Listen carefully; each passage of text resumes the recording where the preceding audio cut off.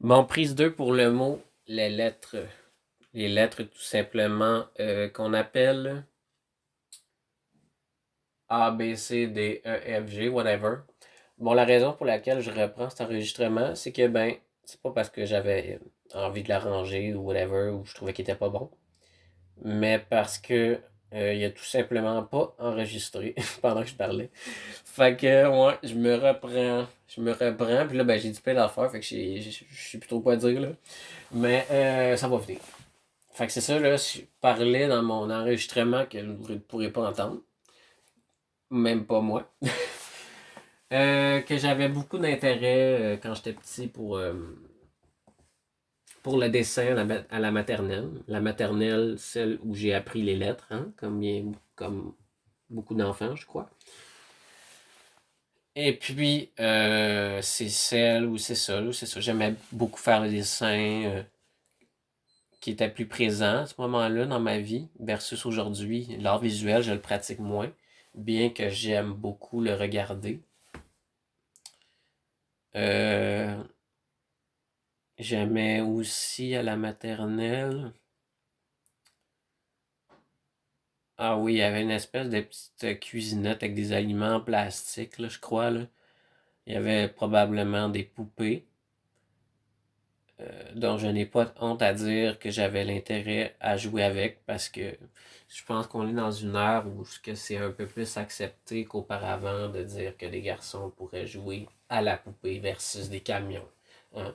Fait que, ouais, ça, j'aimais ça, moi, puis, tu sais, quand t'es petit, tu, tu, tu t'attardes pas trop à ça, là, tu sais, le jugement.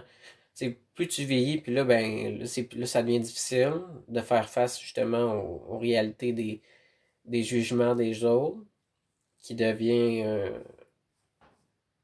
qui qui s'efforce à devenir éventuellement un travail pour avoir moins de honte à exposer ses intérêts dans la vie quand tu grandis.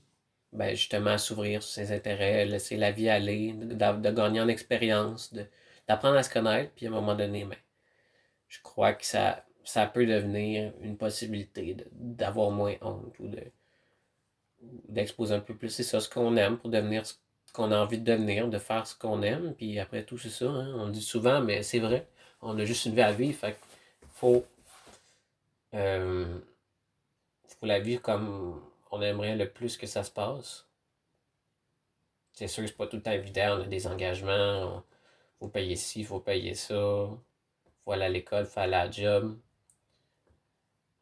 faut faire plaisir à son copain, à sa copine. La vie, c'est ça.